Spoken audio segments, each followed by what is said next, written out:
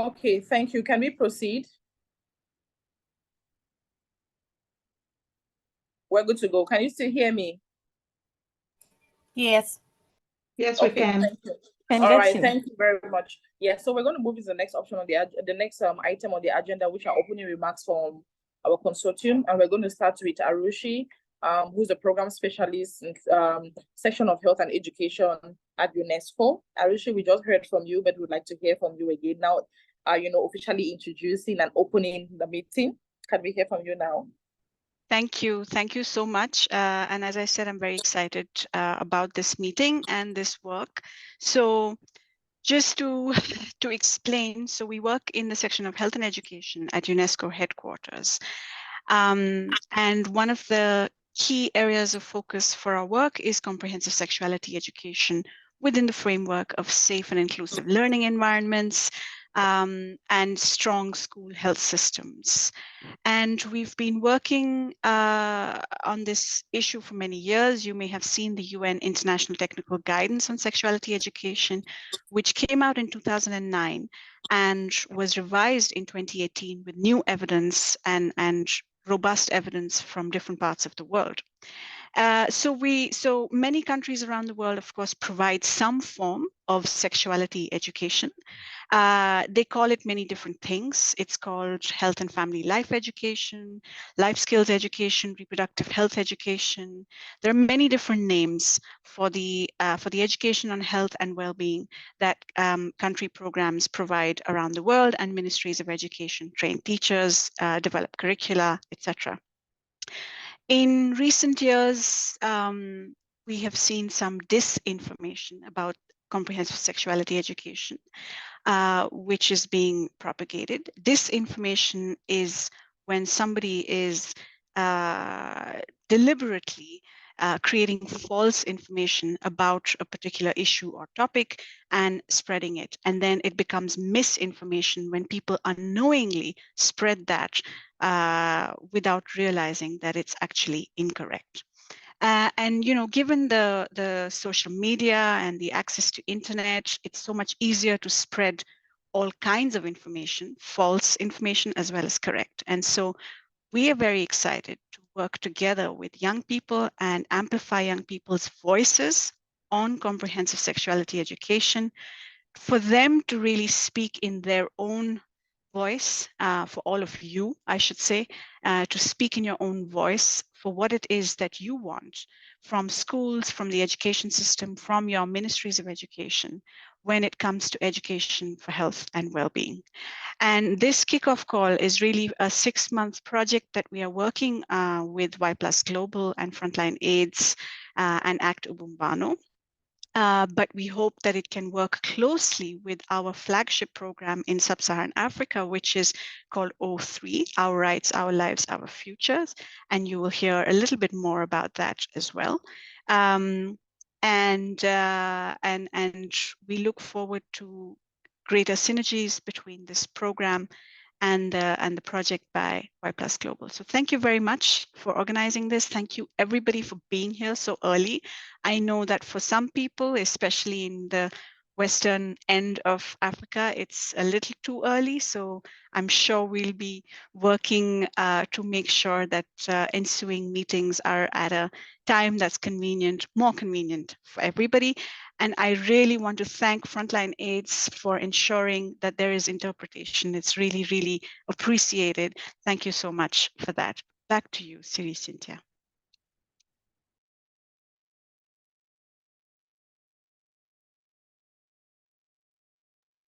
Thank you, Arushi. I think the early time we had to join this meeting is our labor of love for CSE. So thank you for that introduction. We're going to pass it over to Tom. Tom is programs manager at Y+ Global, and one of those people who are doing a lot of background work. So Tom, over to you. Thank you so much, Cynthia. I just want to echo what Arushi just said, and thanks everybody for your time joining the meeting today. My name is Tung, and I'm program manager at Y+ Global, the global network of young people with HIV. And I'm delighted to welcome all of you as we gather here today for the kickoff meeting of our exciting new project, Youth Voices for Comprehensive Sexuality Education that is generously funded by UNESCO. And firstly, I would like to take a moment to introduce about Y Plus Global and to emphasize our constant commitment on CSE for young people. Y Plus Global is a passionate and dedicated organization committed to advancing the well-being of young people all over the world, in particular those living with HIV and are marginalized. We believe that young people have the right to freely raise their voice and advocate for their own issues, demands accurate and inclusive information and services, participate ethically in decision-making process, and be empowered to lead their own health journey. In 2022, we proudly granted funds to more than 100 youth-led organizations from over 40 countries to tackle their diverse issues and needs, including CSE.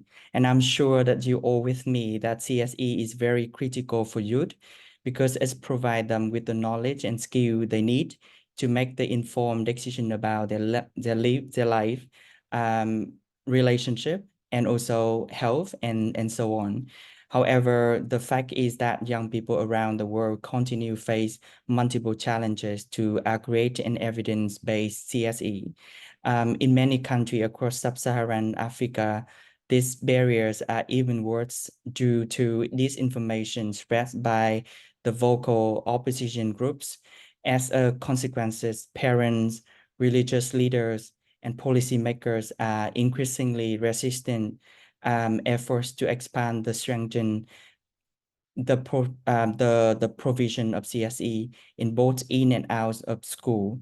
Hence, the Youth Voices for CSE project become a super exciting and vital initiatives aimed to collect the empirical data on young people perspectives and demands on CSE, identifying the roles and responsibility of key actors such as teacher, parents, and policymaker, build capacity for CSE activists and advocates, and provide opportunity for them to engage meaningfully and ethically in CSE advocacy, as well as invest in youth-led local initiatives to increase awareness and deliver strong messages on CSE, counter growing opposition in their community. And we would like to express our profound appreciation to UNESCO for their generous support in making this project possible. And we hope to strengthen and continue this important partnership in the future. And we are also equally thrilled to co-manage this project with our esteemed partners within Youth Voices for CSE Consortium, Frontline and Ubumbano. Together, we will continuously work to ensure the voices of young people are heard and that CSE becomes reality for all. I must also acknowledge the invaluable contribution of our youth advisory groups, whom you will get to know more about later in this meeting, and the dedication of our country partner from Cameroon and Tanzania, Hovuka and NYP Plus, who will be the key player for success of these initiatives. As we embark on this journey together, I urge all of you to join forces with us to make CSE a fundamental reality for all. Let's act together. And once again, thank you very much. And back to you, Cynthia. Ooh, thank you, Tom. What a way to open the meeting. I have goosebumps and I'm so excited about the work we'll be doing together. Thank you. So I'm going to pass it over to Claire Morrison, Senior Advisor, HIV/AIDS Prevention at Frontline AIDS, one of the persons we have been working very closely with in the background. Claire? Thanks, Cynthia. Thank you. Gosh, sorry, just losing my voice. Not a great time to start losing my voice at the end of the year. But yeah, I'll try and keep this short and sweet, and just want to kind of welcome partners and guests. It's great to see so many people in the room, especially lots of youth advocates from across the region. So yeah, making me excited with all the faces here today. But yeah, we're very excited by this new project led by Y Plus Global and in collaboration with Ubumbano and UNESCO. Together, we're going to form a new consortium dedicated to fostering positive change in the lives of young people, particularly in Cameroon and Tanzania. And together, we really want to work towards building young people's understanding of what good quality CSE looks like and contribute towards shifting the narrative on this issue at a community level. As a global partnership working to end HIV and AIDS, Frontline AIDS comes to this project through the lens of HIV prevention. We know that young people in Africa are facing many challenges when it comes to accessing or living their sexual and reproductive health and rights.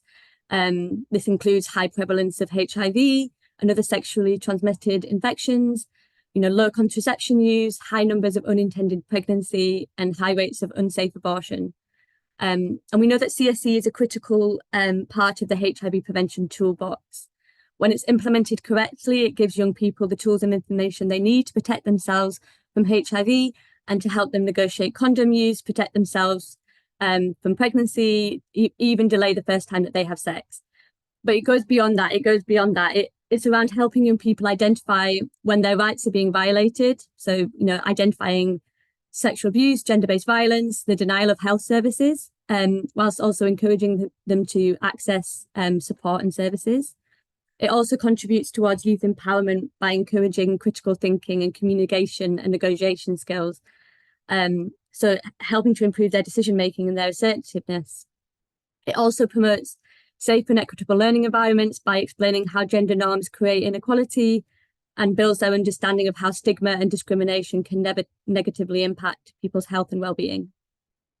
But more importantly, it also helps to change the narrative around sex. It helps to kind of move away from portraying sex as something that is negative or shameful, but rather something that is part of everyday life.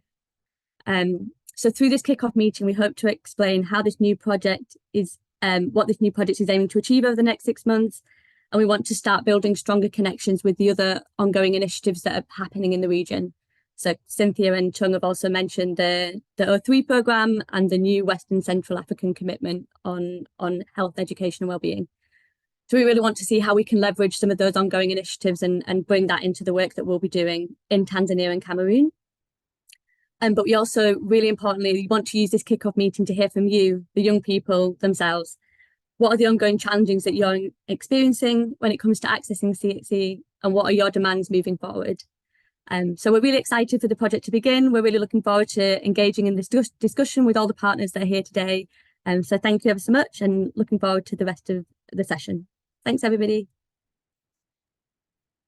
Thank you, Claire. Thank you for giving us, that intro into some of the advantages, of pushing for comprehensive sexuality education. And I agree with you totally that it's key to addressing, issues around your infections and responsible choices. Thank you so much for that. So we're going to have Ashley Green Thompson, Director at ACT Ubumbano. Over to you. Thank you very much. Good morning, everybody. I hope you are all well as we approach the festive season. A short message from ACT Ubumbano. I just want to give a little bit of background of who we are. The name ACT Ubumbano the word Ubumbano is a Zulu word for solidarity. The name ACT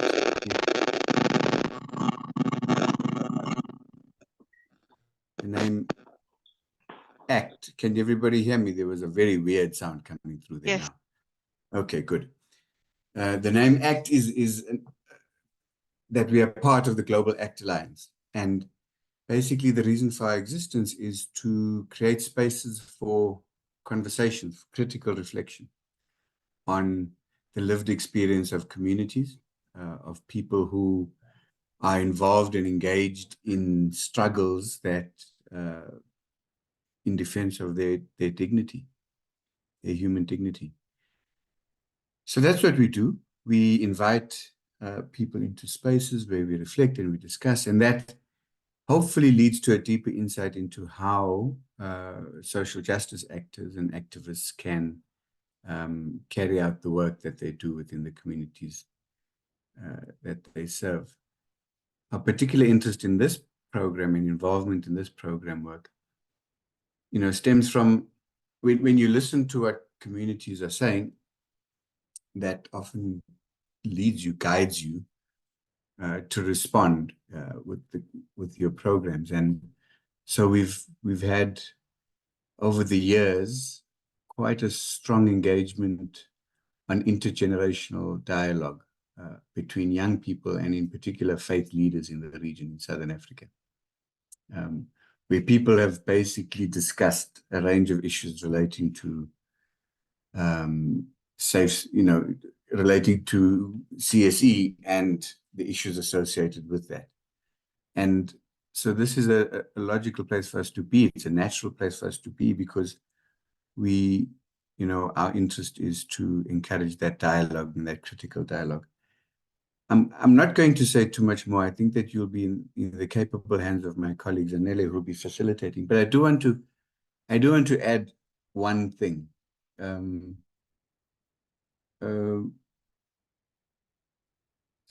If I can encourage that when these dialogues are happening, when these engagements with young people are happening, that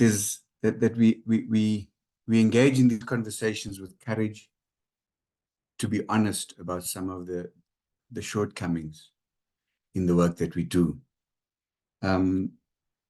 Ubumbano is particularly interested and concerned about the expressions of power and the use of power in the language of development work.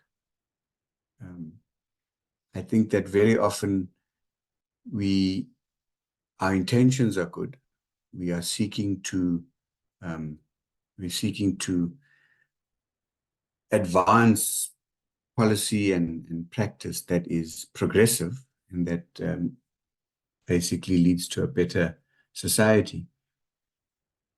But we also need to be critical.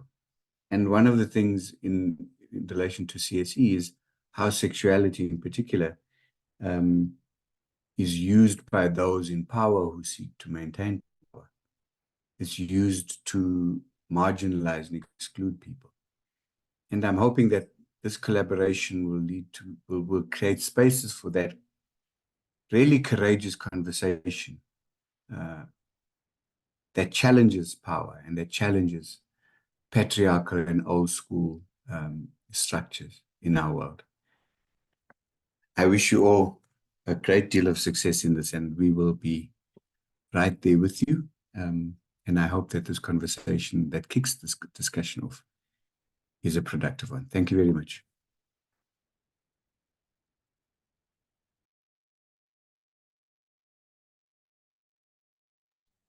Thank you so much, Ashley Green, for those very strong words. And we're all very positive that the work that we'll be doing together will go a long way to push, to challenge the systems and languages and power dynamics, that affect the provision of comprehensive sexuality education. Thank you. So we are going to have our pictures taken now, as we say in the physical meetings, when we are still looking fresh before we get tired. So I don't know, I think we need to all put on our cameras for a few seconds and then have a picture to immortalize this day and this moment when we are officially starting the project. So I'll turn on mine. Too, are you able to take the pictures? Yeah, sure. So we have Great. quite a lot of people, so I will take twice to make sure that I capture everyone. I will count 1, 2, 3, and then you have a very beautiful smile. Okay. Are you ready? I saw a lot of people are preparing and makeup to appear on the camera, so I will wait 1 more second for everyone. All right. Oh, I saw all beautiful faces from the participants. Okay. I will count 1, 2, 3, and then we will 1, 2, 3. Okay, one more time. 1, 2, 3. Okay. Thank you so much. I think I captured all of you. Thank you. Back to you, Cynthia. All right, thank you, Tony. Thank you. I bet I'll be looking good in those pictures. All right, we're going to move to the next part. Thank you all for officially opening our meeting this morning. So we're going to get down into the business of the day. And the first presentation we'll be having is the presentation on the project overview, the Youth Voices for CSE project overview, scope of work and timelines. And this is going to be presented to us by Tung. So Tom, over to you again. Help us walk through why we're here and what we're going to be doing henceforth. Thank you. Thank you, Cynthia. A quick reminder for all presenter, that's you should speak slowly for interpreter to make sure that they can deliver a good and quality interpretation. Yeah, so I will pull my screen on. Okay, here we go.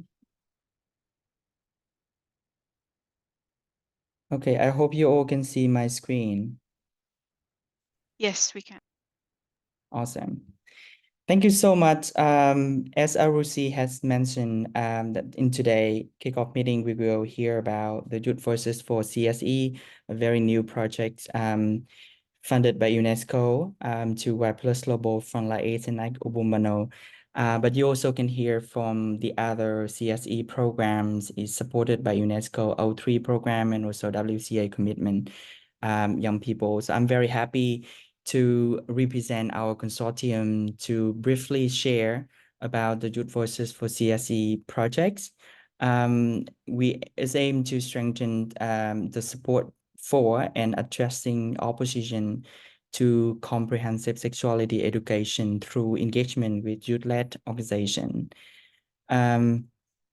So before I share with you in detail about the project scope of work and also some detailed information about activity, I would like to just emphasize some key information that why we need to have the CSE for young people. As most of you know, that young people face with multiple challenges, especially people from sub-Saharan Africa, in terms of the access the accurate and also evidence-based CSE. They also face with myths and also opposition in terms of CSE movement. Misinformation from opposition groups distort CSE, link it to the promiscuity or contradicting traditional values. We also found that and recognize the resistance from society because of this misinformation leads to resistance from parents, religious leaders, and also policymakers.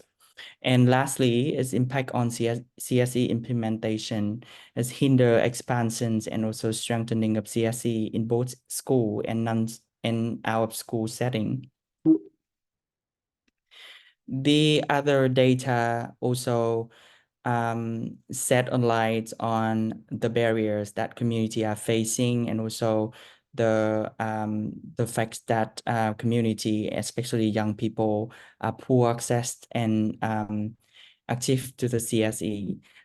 We took some data from UNESCO reports on comprehensive sexuality education in sub-Saharan Africa.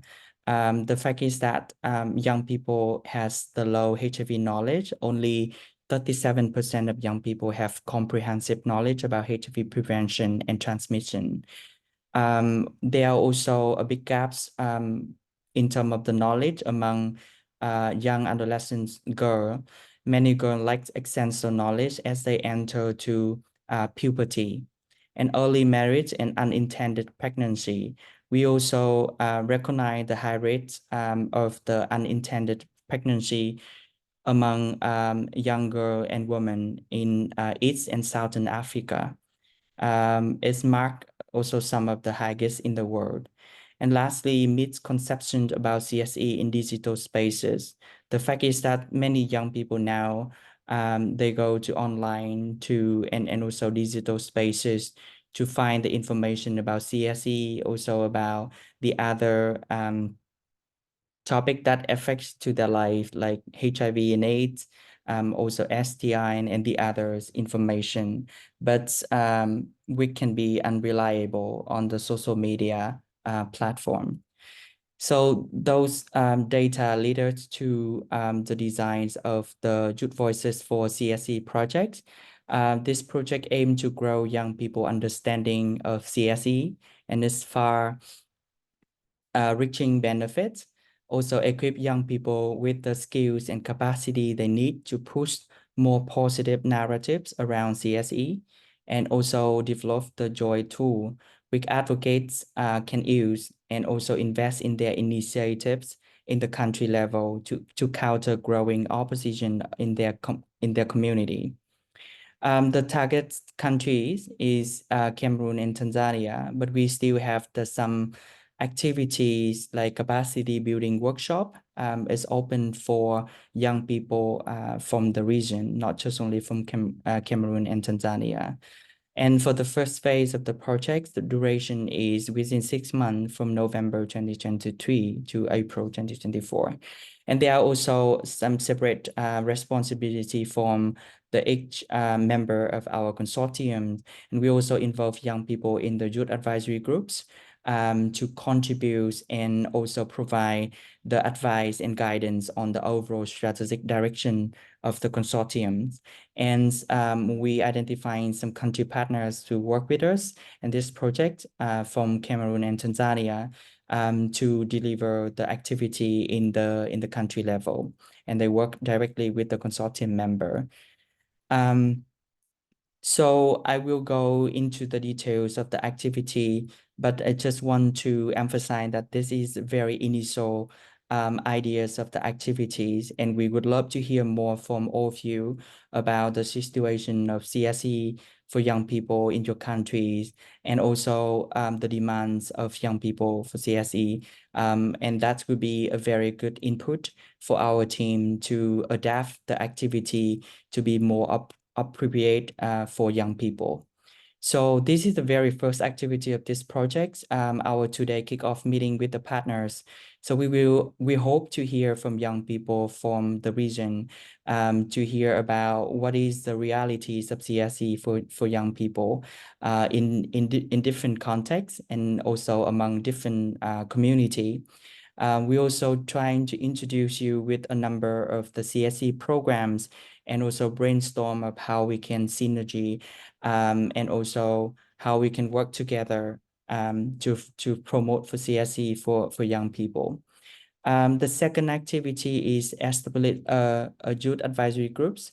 We already done this, and later in this meeting, you will hear more from the member of youth advisory groups and how they will contribute to our project. The next activities is conduct a virtual capacity building workshop for a large cohort of young HR advocates, including the O3 project ambassador and also WCA commitment young people. So this will be open for young people to participate, not just only in Cameroon and Tanzania, but we hope to build capacity and also empower young people from sub-Saharan Africa to advocate for and raise the voice of young people for CSE and HR. We also prepare a briefing document summarizing young people's views and demands on education for health and well-being, including CSE. We found that it's really important to have the data and evidence there, and it can serve as the tool for young people to advocate for their needs and also demands, and also use that to design the appropriate program for young people. And later on, you will engage in this activity to provide your perspectives and views and observations on the demands of young people for CSE and general health and well-being. We also work with the community and also country partner to develop the simple advocacy plan for the country based on the local context. And the next activity is that we will work with the country partner to conduct an face-to-face intergenerational dialogue with community leader, with teacher, with parents and stakeholders to really discuss about the importance of CSE and also to understand the different perspective from different actors and make sure that we can come up with like a plan that we can work together to promote for CSE in the country level. and conduct a national youth-led advocacy campaign that promotes the key messages and engage young people into the CSE advocacy. This is also very crucial because we need to raise awareness of the community and also engage them meaningfully into the CSE advocacy and also the other activity related to CSE. And the last activity in this project, youth advocates in Tanzania and Cameroon will collaborate with the O3 ambassador and also other stakeholders to host a meeting with the local and national decision maker. This activity aims to deliver the youth voices to the decision maker to make sure that we can influence the decision making process and make sure that we will have the good decisions, the good law and policy that can positively affect to your young people and CSE. And this is the last slide, and thank you very much for your listening. Thank you very much, Tom, for that very concise presentation. I think we've all had the walk through what we'll be doing in the next couple of months. So thank you for that. I want to also remind those who are just joining. I see people are joining in, have just joined us recently, that we have an option for interpretation. In case you need translation, please check the options. And if you're unable to access it, communicate with us. Let us know how we can be able to help you. Thank you very much. We're going to move to the next presentation. And this is going to be a presentation on the O3 Ambassadors and Communications Campaign. And this is going to be done by Florence Dana from UNESCO. Ready to take the floor now?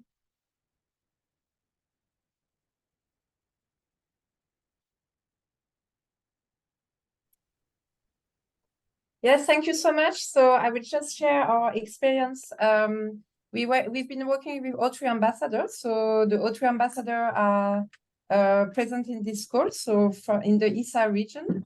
So we used O3 ambassador to advocate for CSE messages for young people. So we have a lot of really good experience of video message shared on social media and shared online by O3 ambassador across the region. Also, the O3 ambassador have been able to galvanize engagement at university level in their campus and in their different country. They can also share more if they like a bit later about that. And we have, we're running this campaign that's called the Young People Today campaign. It's focusing on the ISA commitment. The ISA commitment is an engagement that country took in the region to support young people health and well-being. So the Young People Today website, we have a website, we have social media, and with the O3 ambassador, we create those messages to reach out to more young people. I think some of the best practice I would like to share was, for example, one song we developed in Kenya. It was developed by UNESCO office with an artist, local artist that's called King Kaka. And we have 100,000 view online. So it was a really good song that was shared to talk about mental health and also HIV prevention, how young people can support each other. So we really are trying to create this dynamic of young people working together, supporting each other, and young people are active in campus. We have the O3 ambassador, but they are also peer educator on the ground that are sharing the messages, doing prevention, working with the university. Yes, we can share the link to the song for sure. Perhaps my colleague Dan can post it. So you will see it's really nice, and we've been using it for different events. And I also want to thank the O3 ambassador for this great campaign. They've been extremely active during the GBV GBV campaign, the 16-day of activism against GBV. So I think it's working really good, and we realize that when young people are involved and when they are pushing for CSE, it has actually a lot of impact. So thank you so much for all this, and thanks for letting me share our experience today. Thanks so much.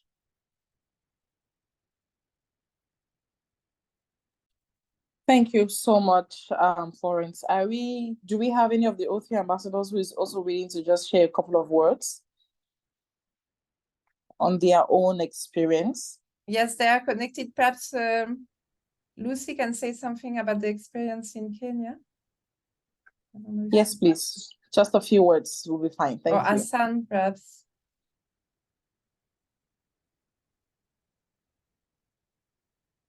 We also have Nashoki. Nashoki, do you want to come in? How you mobilize young people on the WhatsApp group? So each O3 ambassador is creating a WhatsApp group, and they engage with young people on different campaigns. So Nashoki, please come in. Yeah, good morning. Can you hear me? Yes, we can hear you. Yes, we can hear you. Okay. So my name is Naishok. I'm O3 ambassador from Tanzania. On behalf of the O3 ambassadors, based on activities that we have been doing, we have been mobilizing young people through using our digital platform, WhatsApp group, where we send messages, and we have online space where we hold conversation concerning sexual reproductive health, concerning relationships, and how we can address gender-based violence. Because as we know that young people, we know each other, and we know when someone, when a friend or a partner experience any problem, it's easy for us to understand each other, because we live together, we go to class together, and we share a cup of moment. So it is easy to know what kind of information that we need to prepare for the young people.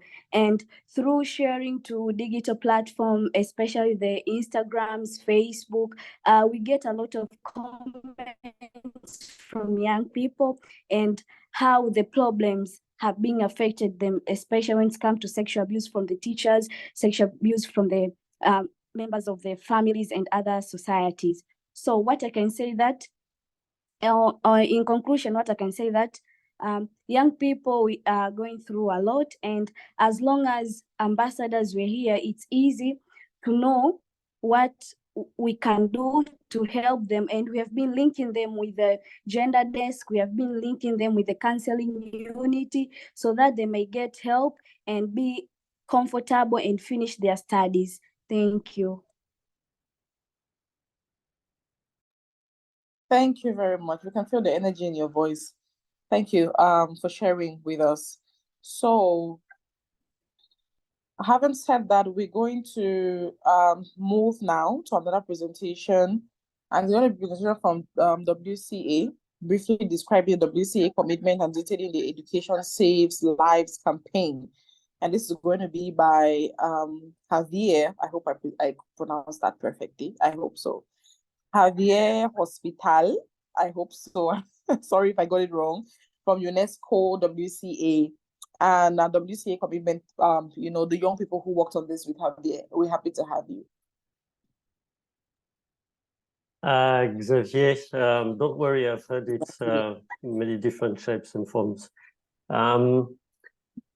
I thought this bit on the commitment would be presented by a young person. Solène, can you confirm? Hey Xavier, oh, I'm sorry, we didn't have the time to manage to have some. Okay.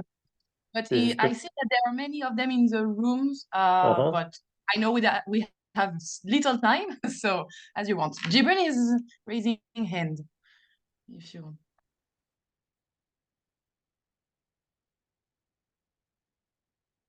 Jibrin, on t'entend pas?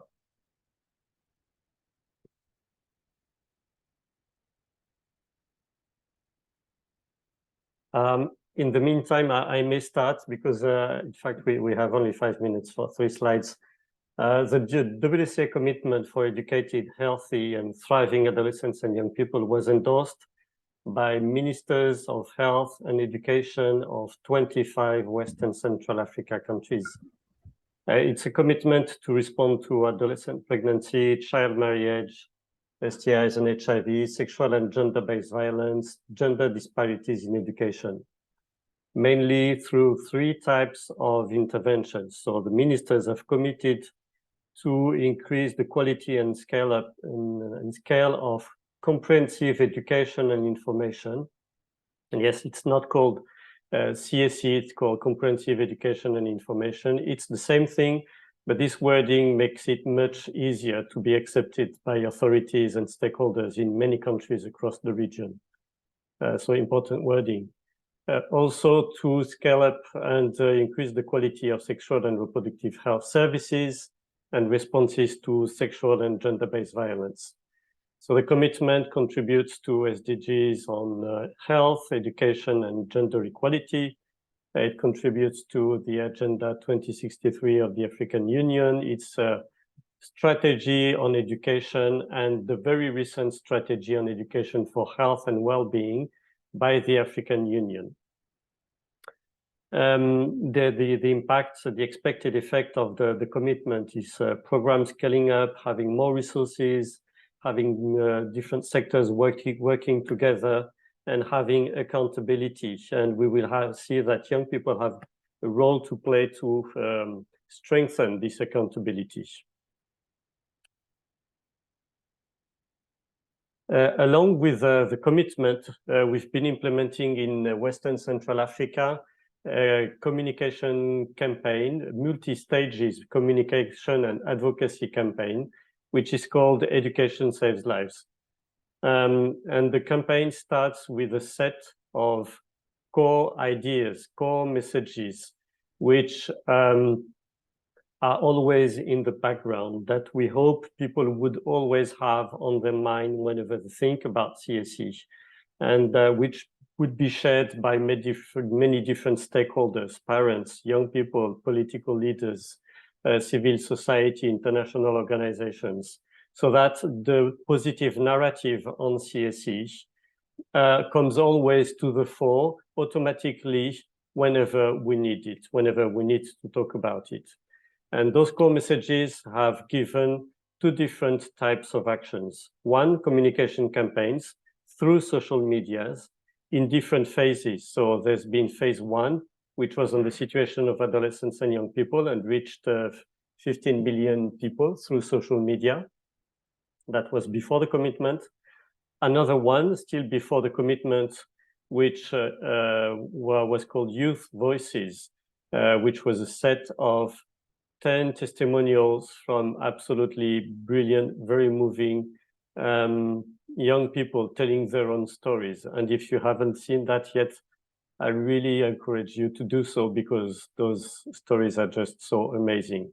And that second phase reached 9 million people through social media. And we're preparing a third phase on the commitment itself so that it is more known by all stakeholders. In parallel, we're working on advocacy with different groups of stakeholders with an advocacy kit, which contains the core messages, but also different arguments to support the core messages, and which are aiming to be used with different types of stakeholders. And we're improving the advocacy kit together with the stakeholders so that they can hold the arguments and they can feel the kit is theirs. And that is true with young people as well, of course. And Solène, over to you. Thank you, Xavier. So I may say a little word about the youth community around this commitment process, and if the young people that are following the process in the room want to complete, do not hesitate. So yes, as part of this commitment process, the need to strengthen the involvement and meaningful inclusive participation of young people has been identified and equipped up in partnership with UNESCO and with the support of the technical working group. I've facilitated the creation of a community of committed young people in the countries involved in the process. in order to move towards the valorization of their voice, of their knowledge, of their experience. So the challenge is not only within the framework of the process, but also more broadly in all the spheres of power at different levels, from the identification of public problems linked to SRHR and education, to the design, the funding, the implementation, the evaluation of public policies. So a mapping of more than 500 members, young people, youth organizations, youth network, etc., was carried out, and initial contacts were made to mobilize this community of young people around the commitment process, upstream the official proclamation in April. There is a regional WhatsApp group, national WhatsApp groups too, managed by pairs of coordinators that are very active in 14 countries in Western Central Africa. We have had monthly meetings this year and last year, bringing together these young people, first to popularize the commitment among them, to reflect collectively to and identify their visions on the meaning of accountability, and to include them in the Education Saves Life campaign and on the organization of intergenerational dialogue. We also want to identify the specific needs in terms of capacity building for truly meaningful participation of them. So during these activities, we have like two strong areas of advocacy that emerge from this youth community. First, one in favor of their meaningful and inclusive participation at all stages of public action in favor of the SRHR, and the second one of the very specific implementation of the commitment at regional and national levels. On this last point, in connection with the demands of the young people of the community to be strengthened in their capacities for advocacy and collective organization, collective strategy, we are organizing national workshops in some of the countries of the region, co-organized with the partners of this process. And this is an opportunity for young people to take advantage of the existing advocacy kit Xavier spoke about, and to adapt it to their national context and the priorities that they are currently identifying and on which they wish to work. So we're looking forward to working with you in the scope of the Youth Voice for CSE projects, and we are available to begin discussions in this direction as soon as possible. Thank you. And so if the young people of the youth committee want to add something or to talk about their national perspectives, don't hesitate. Thank you.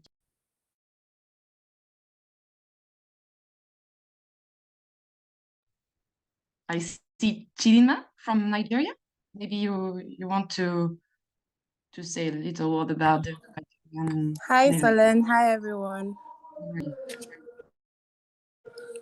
Okay, yeah, thank you so much for communicating about the WCA commitment.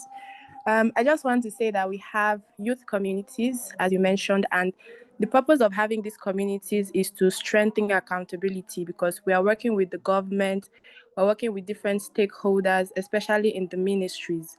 So in Nigeria, after the endorsement that happened in April, we have had opportunity to have meetings with stakeholders. We've had, because the commitment is for adolescents and young people when it comes to education. So we've had opportunities to meet with different stakeholders. We've had adolescents present in the meeting to try to work around creating a work plan. So in Nigeria, we have been able to create a work plan, and that's where we are as of now. And hopefully next year we can continue with that. So we have had issues with language as well. So because of our country's context, we are looking at talking about reproductive health education, not sexuality education, but we understand that everything is aligned to the vision of the WCA commitment. And I'm hoping that we as young people, we don't sit down, we don't keep quiet, we make sure that we are in the faces of the people in power that can help drive this commitment, aside the UNESCO, UNFPA, and other multilateral organizations. So we are hoping that young people can ensure accountability from all the partners involved. Thank you so much.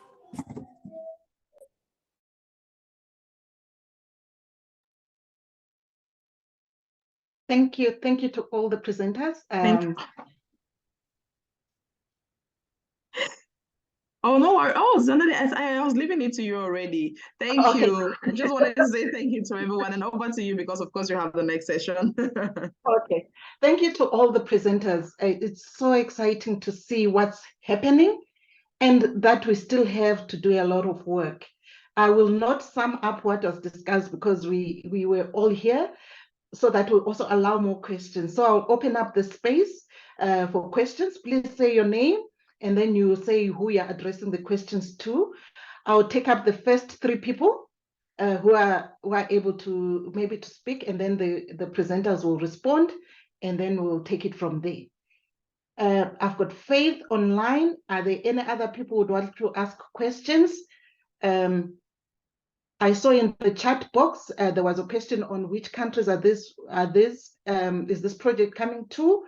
If it's the youth voices for CSE, it will be Cameroon and Tanzania, but opening it up to other people to participate or contribute, like we've just done with this kickoff meeting. So if we don't have any other people, I'll open up. Faith, you can go. You are welcome to also post your questions in the chat so that we can take them from there. Thank you.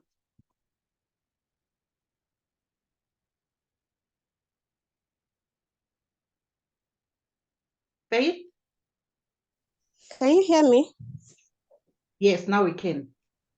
Okay, good morning, everyone. My name is Faith Ono from Nigeria. I'm part of the Vibrant Young Voices Consortium for I+ Global. So here in my country, Nigeria, we really have a lot of issues when it comes to addressing CSE, because here in the country, they're trying to see how they can remove it, especially not to be in school or to be taught in school.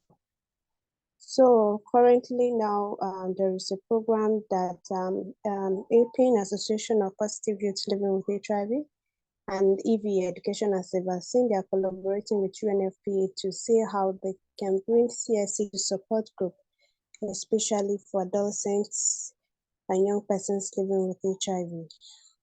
So it is very nice concerning what you people are doing, but my question is, since this project will be implemented in 2 countries, Tanzania and is it Cameroon, if I heard you well.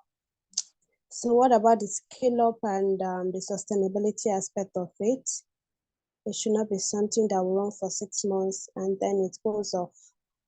So is there planning on how to scale it up and to see how best the countries that have done some things on CSE, they can see how possible they can support the Tanzania and Cameroon people to collaborate together to share ideas and best practices in order for this to be a successful one. So that's my question. Thank you. Thank you, Faith. I'll ask Tum to respond to that, or Arushi. And if there are any other questions, maybe others can come in now. I don't know if Arushi, you want to go first? Sure, thank you. I'm happy to answer that. It's a good question, Faith. So this is a kind of exploratory 6 months that we are working with Y+, Frontline, and ACT Ubumbano. But the O3 program has in fact been running in Western Central Africa as well as Eastern Southern Africa for more than 5 years now and continues to run. And the sustainability is built into it because we work with the government, we work with ministries of education to ensure that the education system is strengthened for better health and well-being of learners. And that's, so this particular project is providing us a kind of boost within the O3 program. It's helping us understand exactly what it is that young people such as yourselves would like to say and how you would like to ask for sexuality education or other kinds of education on health and well-being within the education system, and what's the best way that we can demand accountability. So the WCA commitment, as you heard, is also part of that whole process of a sustainable ecosystem for education for health and well-being, and we would like for you and other young people such as yourself to join hands and continue to ask your government to live up to the commitments that they have made for your education. Over. Thank you, Arush. Tum, do you have something to add? Thank you, Arusi, for sharing that. I think there are lots of things we need to do to make sure the young people, they can raise their voice for CSE. And I think this is just create a foundation of understandings, also the partnership to promote for CSE. And we look forward to continue this project in the coming months and years by the support from UNESCO and also the other partners as well. So really looking forward to scale up the project and also expand the project in the other country as well. Okay. Any more questions before I close? Just to say, as I sum up, maybe Tung, Florence, and Xavier could actually share one area of potential collaboration. But just to say that one of the reasons why we even came back to the young people, it's one of the young person raised it, that we want to be accountable to young people, because we want this to be youth-led, youth-centered, and youth-directed. And so in a way, when we're calling everyone here, what we're simply saying is that hold us accountable to these processes that we're saying. And I know there was an issue raised around language, that how do we use language so that it's relevant to our own settings. So as we're working in this project, we want to also look language, which is to contextualize, to actually see what is the community language or country language that we can use in addressing issues of CSE, and what is appropriate languaging and spaces that we can do that. So those are the few things that we also heard. And also we want to see how do we hold decision makers accountable as well. So using youth voices and young people speaking for themselves, how do we make sure that the different levels and the different hierarchies of policymakers are also made accountable to young people? So these are some of the things that we are key on, and also what we want to push. I don't know if my three presenters have last comments, and then we can hand over to the next, to the presentation of the YAG team. Yeah. Zanele, I saw some people raise their hands. I don't know if we still have time to take one or two questions or maybe reflection from, I think Xavier and also Apco. Okay, please do. I can't see my hands now from my side. Thanks so much. Yeah. I think we can never do enough to collect inputs from young people and create a space for them to participate. So this project is very welcome in that regard. And if we can tie it with what's going on in the regions, then that will strengthen what we'll already be doing. And that will increase the efficacy of whatever we are doing already. A very concrete example of what we could be doing is taking the 10 key messages that UNESCO at global level is putting forward, taking the messages, the core messages we've developed in Western Central Africa, and see what young people make of those messages and what are the best parts they see from those messages and what would be their versions. Thank you, Xavier. Thank you for that. And Akopo? Oui, bonjour tout le monde. Moi, c'est Christophe Hippolyte. Je suis coordonnateur de la communauté des jeunes engagés au Niger. Donc, je remercie déjà Faith qui avait proposé vraiment de créer des cadres de réseautage, d'échange entre les jeunes. Parce que comme vous l'avez dit, ce serait bien que vraiment nous, jeunes, portions le message, nous portions les projets. Et nous avons besoin d'échanger surtout en matière de bonnes pratiques.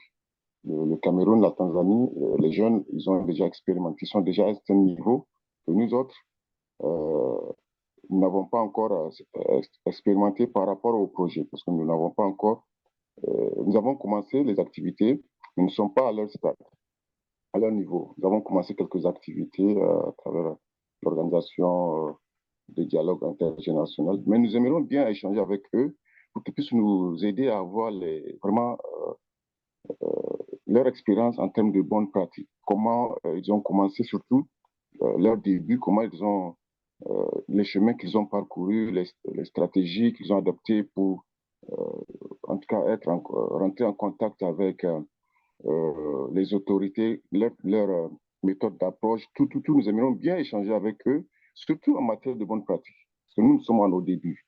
Donc, c'est bien d'aider l'ensemble de ces jeunes de se rencontrer, d'échanger. Voilà, merci.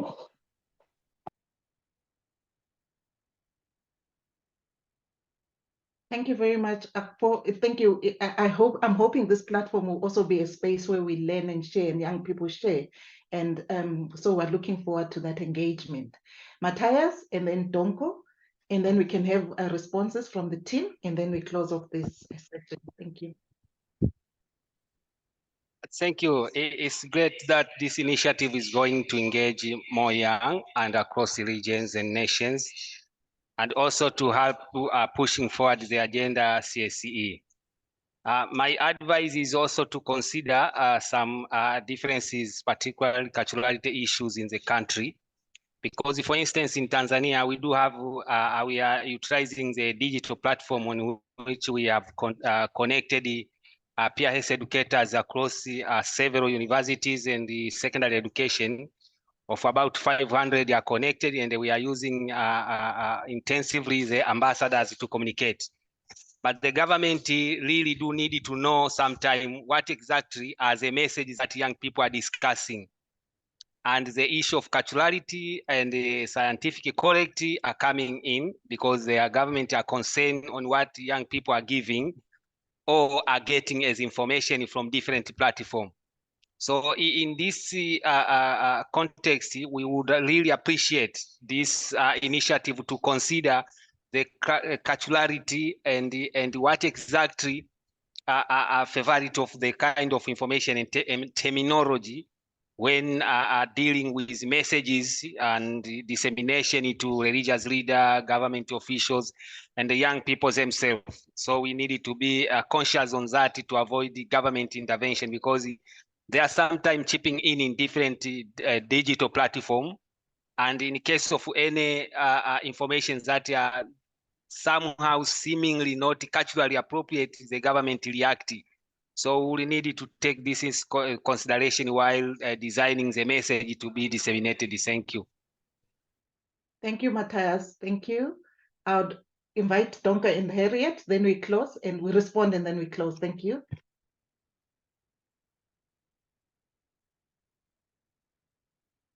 Donko, Palais. Bonjour à tous. Je m'explique en français. Je suis d'origine de la Côte d'Ivoire. Je suis parlé d'Onko. Je suis le coordinateur de la jeune engagée chez de l'AOC au niveau de la Côte d'Ivoire. Par contre, nous, en Côte d'Ivoire, la communauté des choses, l'initiative est la bienvenue parce que depuis après l'engagement des ministres qui a eu en avril,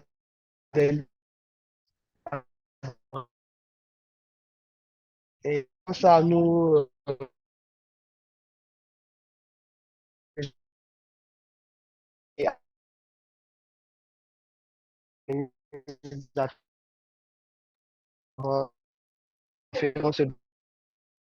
d'abord avec un dialogue intergénération. Ok. Les ateliers constitués sur des jeux rouges pour la communauté. Voilà. Donc, après les activités, on devrait dire que... Mr. Palais, we lost you a bit. Maybe you could go back. Maybe, oh, we've lost him completely. Maybe Harriet, you can go.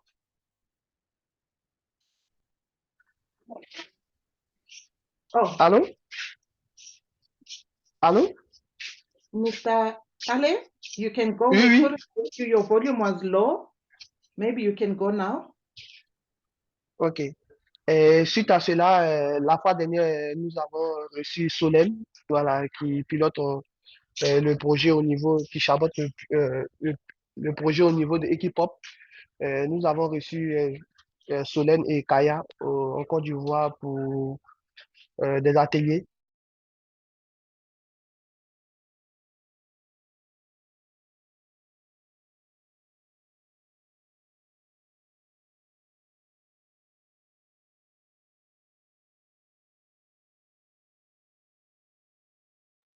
Mr. Palais, I'll suggest that maybe you could write in the chat box and then we can, because we are losing you.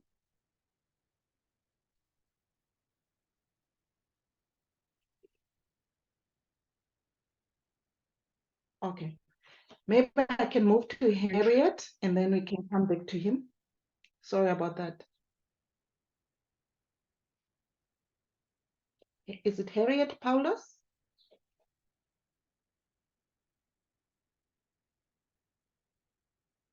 Are you there?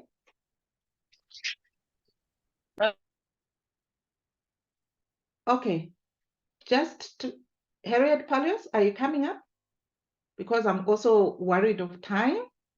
I don't want to silence people or let people not speak, but if you can, please write your questions or comments in the chat box, and then we'll try to respond to it.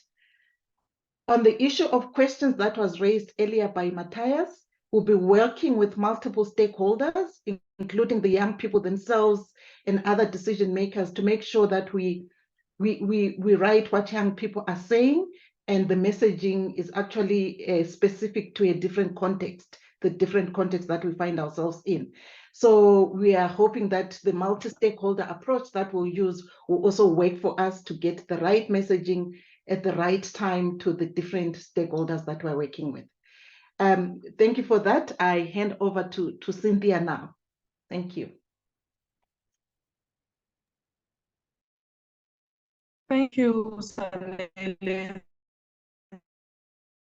Thank you for that turn a successful one. Quickly to the next one, which is the BI. I do hope, can you hear me?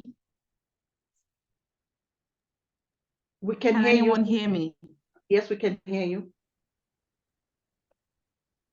Worried. So we move to introducing our YAC team. So we have a team of 5 young people who are going to be part of the youth advisory group for this project. And without much ado, I would like to introduce them. And I would want to start with Lusungu.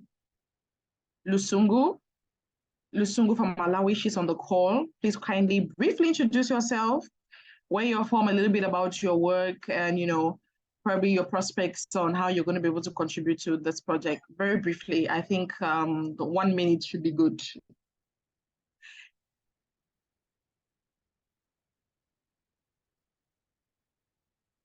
Do we have Lusungu on the call?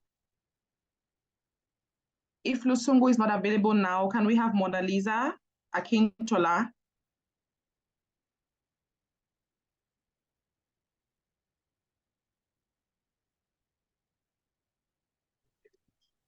Hello, good afternoon from Uganda. My name is Mona Lisa Akintole. I work with Transgender Equality Uganda. I'm the programs officer there. I'm glad to be on this call and a new member of the CSE advisory group. I look forward to working with the erudite team that I'm with, and I'll bring my nuance around the intersectionalities of gender expansive persons in how then we can build a comprehensive sexuality education framework, systems, policies, and messaging that are diverse and encompassing of all young people. Thank you so much. Over. Thank you, Mona Lisa. We're happy to have you on board, and we're looking forward to the amazing contributions you'll be making to make the project successful. Do we now have... Sorry, is somebody trying to say something?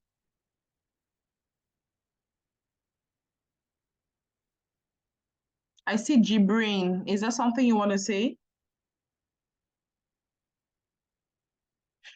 Okay, please can we have Gertrude? If Gertrude is on the call, Gertrude Lusungu, if you are available, can we have an introduction from you, a little bit about your work and your contribution towards the project? Okay, I'm here. My name is Gertrude Clement from Tanzania. I'm the member of Youth Advisory Panel from the UNFPA, where we're working on advising UNFPA on the youth program concerning sexual reproductive health and also CSE. I'm glad to be here, and I'm happy that we are going to share what we have about sexual reproductive health and CSE. As you compare, we have a lot of challenges in sub-Saharan countries concerning on the issues of CSE. So I'm happy to be the part of this advisory panel, and I'm happy that we're going to do this to make the project successful. Thank you. Thank you, Gertrude. Can we have Egbe Doris?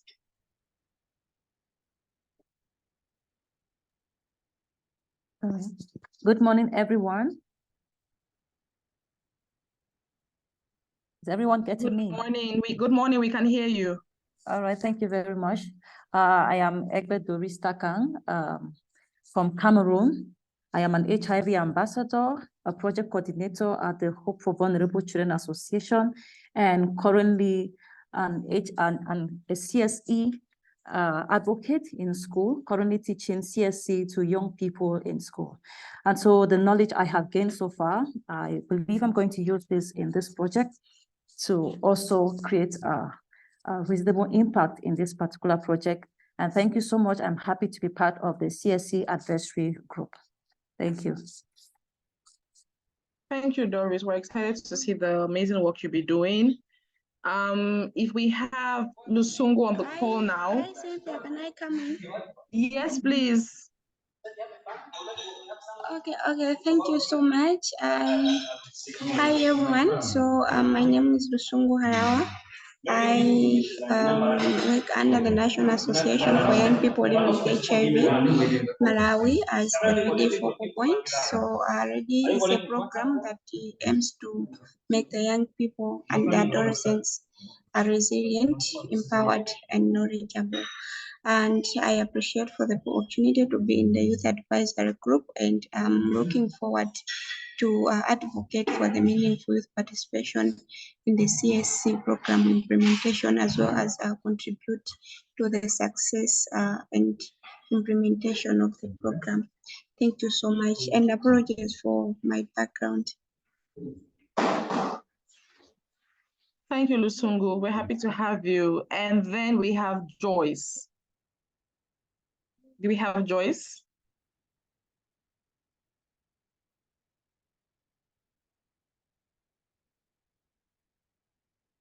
Okay, if Joyce is not on the call at the moment, we'll definitely be doing a massive intro of our young group across our social media platforms to share about their profiles and the work that they're doing.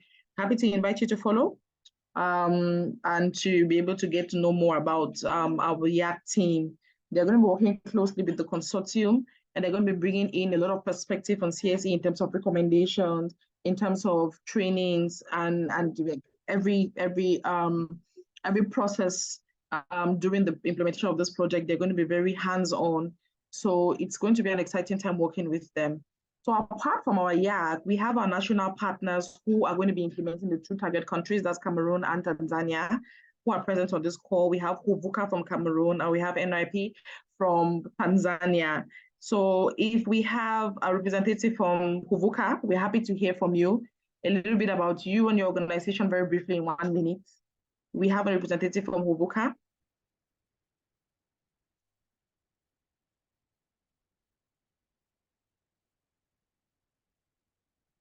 If not, our colleagues from Tanzania. Hello, Cynthia. Hi, everyone. This is Cyprian Komba. I'm here to represent the network of young people living with HIV in Tanzania. As you all know, that the network of young people living with HIV in Tanzania, it really works to strengthen the capacities of young people living with HIV to be able to access and champion for the availabilities of services that matter most to them on sexually productive ways and HIV. So the network of young people living with HIV is a registered institution which is working throughout Tanzania. And yeah, we are happy to be part of this initiative. I think that is quite enough I can say. Thank you. Thank you, Cyprian. We're happy to have you on board and we're looking forward to very smooth collaborations. Do we have anybody from Huvukasat now? Yes. Is Evelyn on the call? Yes, I'm right here. Okay. All right. Good morning, everyone. This is Evelyn, the Executive Director of Hope for Vulnerable Children Association, otherwise called HOVOCA. We are working with young people, especially on sexual and reproductive health. And we have really been into this project of comprehensive sexuality education in the Her Voice Fund project since 2020. And we are taking a different dimension now. What we have been doing. Sorry, Evelyn, I think your volume is fluctuating. Can you go closer to your mic a little bit so we can hear you better? All right.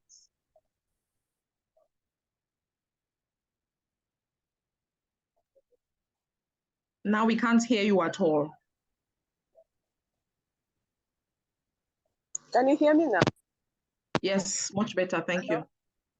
Yes, we can hear you now. All right. So as I was saying, this is Lynn Evelyn, the Executive Director of Hope for Vulnerable Children Association, with the short name HOVOCA from Cameroon. So we are happy to be part of this project on Youth Voices. We have been working with young people on sexual and reproductive health, and most especially delivering CSE in schools.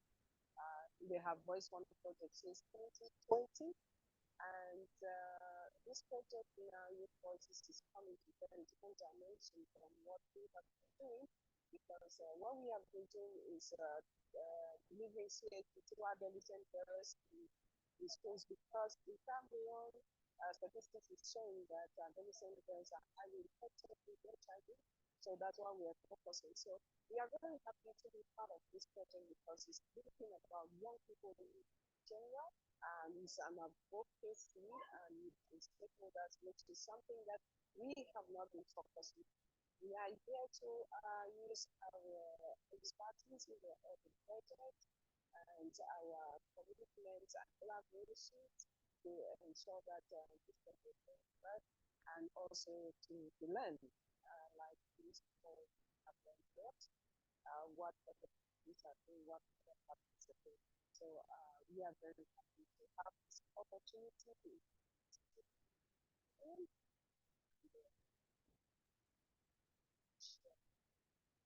Hi, Evelyn. Thank you. I think we can barely hear you. We are struggling to hear you. The sound is not perfect, but thank you. I would also appreciate if you can just drop your last few comments on the chat so that we can be able to understand. But thank you for being a part of this, for accepting to work with us, and we're looking forward to having a good working time together and to create impact. Okay, so I think, ladies and gentlemen, and everyone, that I am done with this session, and I want to go into the last session for this meeting. I'm looking mindful of time, and I want to give it over to Yumna and Claire from Frontline AIDS, and they're going to be leading a plenary discussion on collecting young people's views and demands on education for health and well-being, including CSE and the role of families and teachers. So Claire and Yumna, over to you. Hello, everybody, and welcome to our final session. It's going to be a bit more interactive. So first of all, this session is very important because it's going to be informing our work as we move forward in terms of capacity building and any other issues that we're going to be addressing as part of this project. So we really want to hear from you. We want your most honest opinion. For those of you who don't know me, I'm Yumna Hattis. I'm the Senior Advisor at Frontline AIDS, and I'm a colleague to Claire. And Claire's introduced herself earlier already, and we'll be working together on this particular project. So the first thing I want to do is, because we've been sitting and listening and we've been very good about it, I want us all to put on our cameras, and then it's a quick icebreaker. I'll give you 1 minute to find something red in the room. Claire, please time it, starting now. 1 minute, find something red. Oh God, I have something red. Ooh.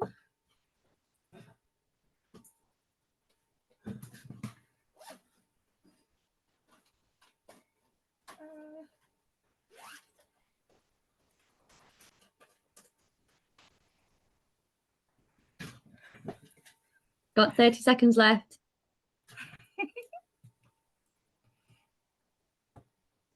Can you see it? Did you see it? Okay, let's see. Has everybody got their red pieces up? Let's see. No cheating. Woohoo, we're doing well here, hey? Oh, there's some cheaters. Put on your cameras. Let's see. Excellent. This is fantastic. Okay. Any panties? Any underwear? It's okay. All right. Thank you so much. Thank you so much. At least we got a bit of a move out of our seat situation. Thank you so much for doing that. At this point, I'm going to hand you over to Claire, who's going to give you a set of instructions, and she will tell you what we're going to be doing on our Jamboard. Yeah, so over to you, Claire. I'm just trying to find the right window so I can share the Jamboard screen, and I'll just put the link in the chat as well. 1 second. So this is the link that, if everybody could just go to this link, which is the link to the Jamboard, it just has a series of questions that will be forming the discussion that we're going to have today. And I'll share my screen as well. So when you get in there, it should look something like this. So it's a bit like a PowerPoint screen with the question at the top. And I think we're going to take the first 5 minutes just for everybody to kind of click through and look at all of the 4 different questions. So at the top of the screen, you'll see there's kind of 4 different slides with 4 different questions, and you can run through the questions like this by clicking the arrows either side. So these are the questions that we'll be talking through today as a group. We have tried to include the questions in both French and English, so hopefully everybody will be able to participate. And we're just asking for people to put their initial thoughts down on the questions. So the easiest way to do that is to, people moving around the questions, I should have locked those down, is to just add a sticky note. So on the left-hand side, you'll see there's an icon that looks like a Post-it note. So you just click on that, then you type your thoughts, your reflections into the box, press save, and then there you go. It just adds it onto the screen. So we just want to get your initial thoughts and reflections for the first 5 minutes. We can ask you to just read the questions. We've got people doing freestyle drawing. It's great. and then we'll come back and we'll discuss them as a group. So I'll keep my screen sharing so people can see the questions when we discuss it as a group. But yeah, these are the questions that we'd like you to look at today. Has everybody been able to access the link? I can see 12 people are in it at the moment, Yumna, so some people are able to log on. So for those that are just wondering what the questions are, the first question you will be asked is, how is CSE being provided in your communities? And that's your immediate communities. And are you experiencing any challenges or problems when it comes to accessing CSE? So that's the first question. The second question is, what role can families or religious leaders play when it comes to supporting conversations and dialogues about education, health, and well-being, including CSE? That's the second question. The third question is, have you come across people or organizations in your community who are against CSE? And how do they show their feelings? And what effect does it have on discussions about CSE? Or even just on you? What effect has it had on you when you heard these kind of conversations that people are having. And then the fourth question is, looking ahead, what improvements or changes would you like to see in the way CSE is delivered or spoken about in your community or country? And that's if it needs to be improved upon. If it's something that it's already there and it's something that you want to continue, then please tell us that, because that's also an important point. So we're really looking forward to you responding to this, because remember, what you're going to be saying here in your responses is what's going to inform the work moving forward. Okay, so how's it going? I've just moved away from my screen. How's it going there? So we've got people submitting their thoughts. Should we just leave it live for a couple of minutes, see what happens, and then we can open up for discussion? Can we just check on the other boards and see if people are answering the other questions as well? Remember, you can move. Can you see Claire's moving the arrow? So you move to the next one using those arrows, and then you can go to the next question and the next question and the next question. So we'll give you a few minutes, 5 minutes to do so, and then we'll come back and talk about what you said there. And please, it's very important that you tell us what you said and why you said certain things. Okay.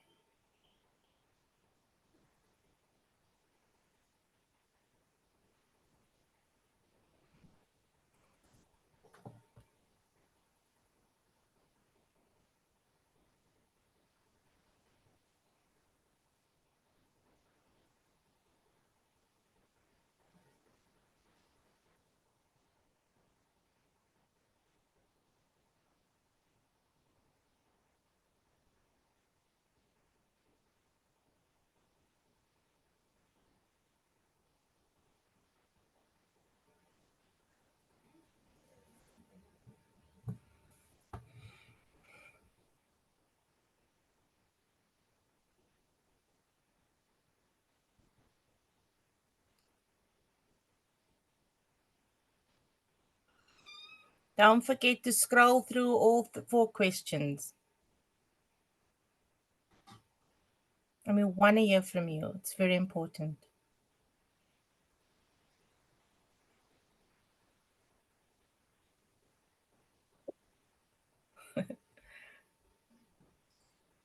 The freestylers. No. Just again, if you're wanting to add it as a post-it note, the post-it note icon is on the left-hand side. It looks a little bit like this, called a sticky note. You just click on that and then add your words, press save, and then you'll be able to add it to the screen. But we're also going to have a discussion shortly, so if people aren't able to get this to work, then it's no problem. Okay, so 2 more minutes and then we'll get into the discussion. I'm just being mindful of some time.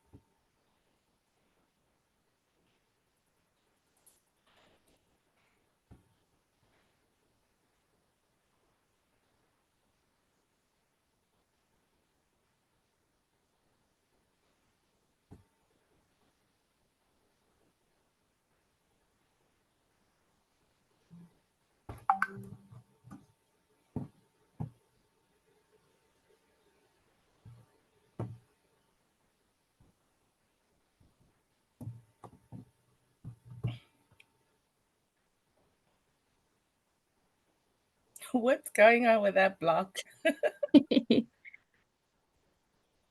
I should really work out how to lock these down. There's a way of doing that. You'll now do that for next time. Always learning. It's fun. It's always fun. Okay, 1 minute left.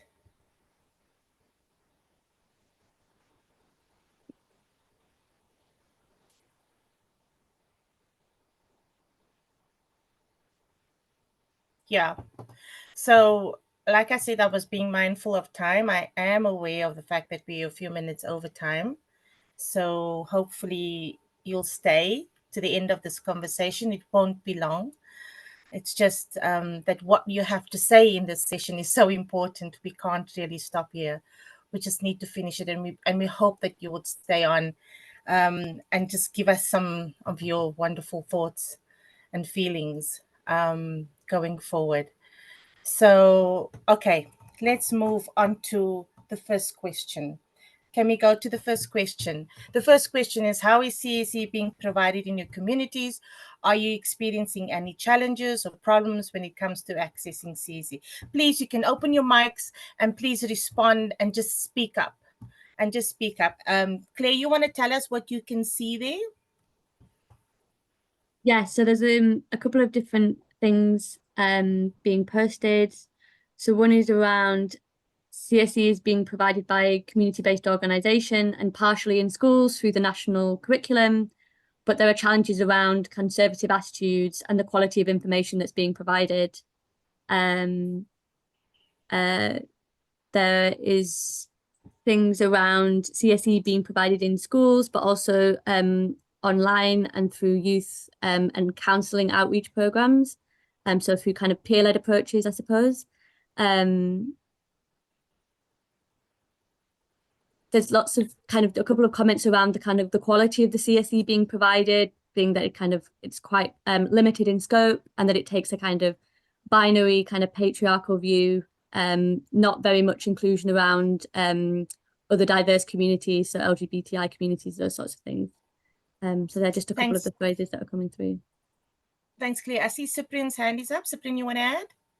Yeah, it's like I just wanted to speak on how I see CSE is implemented in Tanzania and how it's just being provided. More of like in Tanzania, the CSE is integrated in various subjects in primary schools, and the topic related to reproductive health, such as HIV and genders, are included in all of those science subjects, civic, and also moral, those moral subjects. But and we have guidelines in our countries.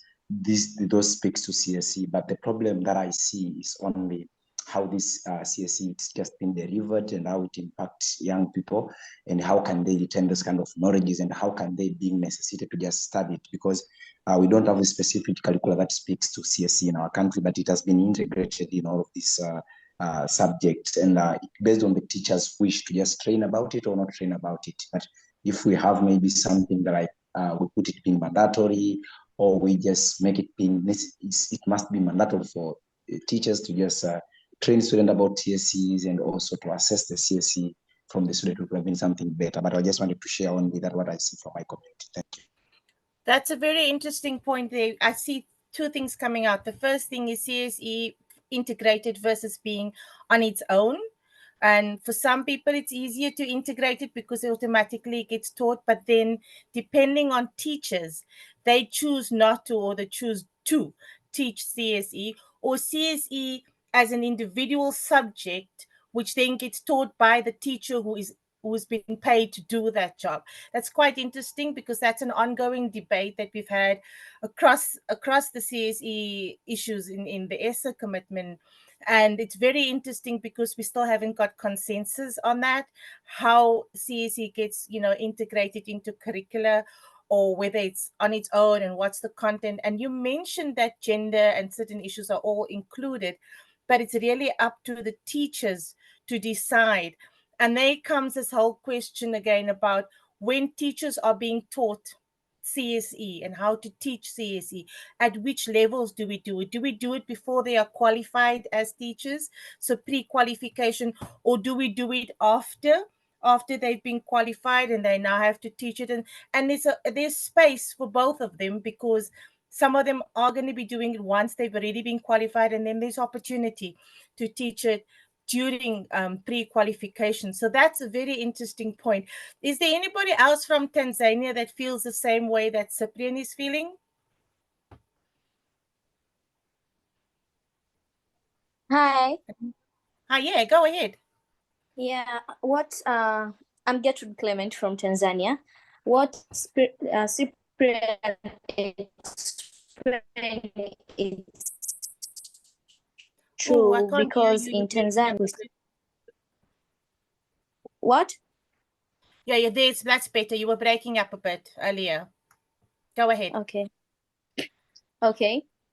So in Tanzania, when we talk about the issues of CSE, we still have some challenges, because from the government, from the family perspectives, when you talk about the issue of CSEs, what we have in mind, and most of people they have in mind, it's all about we start teaching our children or students to engage on bad behaviors such as sexual behaviors. So it's becoming even challenges for our teachers to talk about the issues of CSE.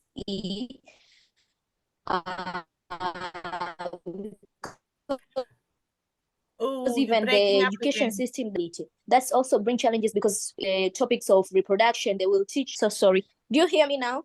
Yes, carry on. Okay, so when it's about the topic of reproduction in school, we just have the topic when we are in secondary school, not like a subject. And most of students, they're interesting to listen when the teachers are talking about the issues of reproduction and sexuality, but most of the teachers, they just skip the topic, or they're just teaching partial some of the questions that they might happen in national examination, but they don't teach in deep about CSE. And at the end of the day, children, they just end up finishing their schools or their secondary education without having any more details about the sexual reproductive health and CSE. At the end of the day, when they reach at high level education, they end up now to start doing the way they just hear about on social media or about to their friends. So we still have some challenges because of our beliefs, because of also the commitment of the government when you talk about CSE. Thank you. Thank you. Evelyn, it's your hand that's up, and then Matthias.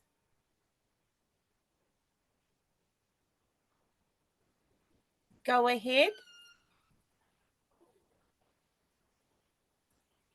Evelyn?